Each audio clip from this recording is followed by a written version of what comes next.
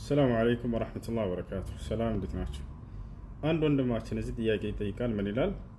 ብዙ ጥያቄ ነበረኝ። አንድ ሰው ከእንቅልፉ ሲነቃ ለፈጅር ሶላት ሲነሳ ራሱን ጀንቦ አገኘው፣ ግን የሚታጠብበት ውሃ የለም። ምን ማድረግ አለበት? ተይሙም ማድረግ።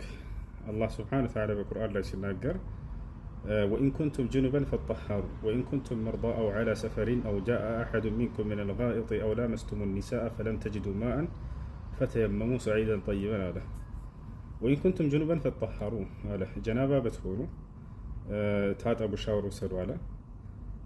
ውሃ ካላገኛችሁ ደግሞ በንጹህ አፈር ተየሙም አድርጉ አለ።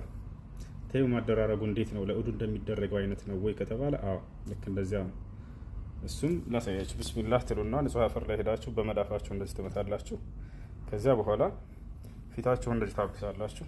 ከዚያ ይሄኛውን በዚህ ይሄን እንደዚህ ማበስ